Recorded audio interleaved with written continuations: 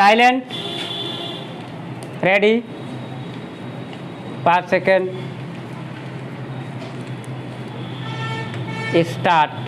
सभापति महोदय, हम यह समझे कि किसी तरह का चीन का दबाव इस सरकार पर पड़ रहा है, जिसने सरकार के सोचने के ढंग में परिवर्तन कर दिया है।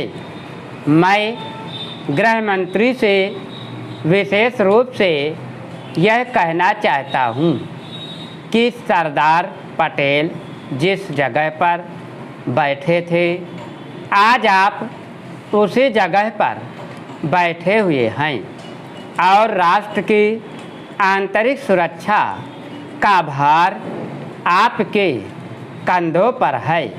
इस प्रकार के प्रकाशन सरकार की दुर्बलता के सूचक हैं। दूसरी बात, मैं सांप्रदायिक दंगों के संबंध में कहना चाहता हूँ।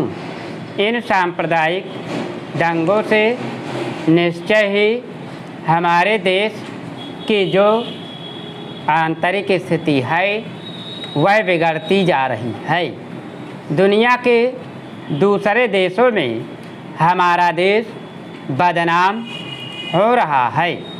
सबसे पहले मैं गृह मंत्री महोदय से कहना चाहता हूँ कि अब जितने सांप्रदायिक दंगे हमारे देश में स्वतंत्रता के बाद हुए, गृह मंत्रालय इस बात की जानकारी ले कि इनका प्रारंभ कहाँ से होता है और कौन उनको प्रारंभ करता है।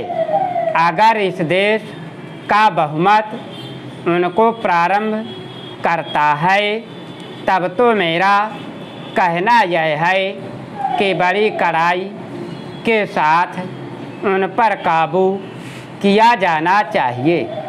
लेकिन अगर दूसरे लोगों की तरफ से प्रारंभ होता है तो मैं समझता हूँ कि उनके अंदर इतनी हिम्मत नहीं है, जब वे जानते हैं कि इसका परिणाम यह होगा कि हमको और हमारे दूसरे सहयोगियों को चोट लग सकती है। फिर भी वे इसका प्रारंभ करें तो मुझे ऐसा लगता है कि कोई तीसरी शक्ति अवश्य है, जो आज भी 5 दशकों के पश्चात हमारे सामाजिक जीवन को दुखी बनाना चाहती है। उदाहरण के लिए मैं एक ही बात कहना चाहता हूँ।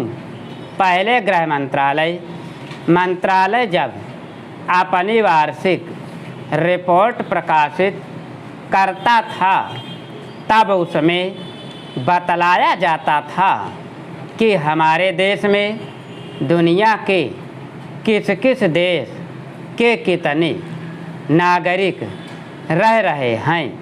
लेकिन अब शायद जानबूझकर गृह मंत्रालय में अपनी कमी को छिपाने के लिए इन आंकड़ों का देना बंद कर दिया है।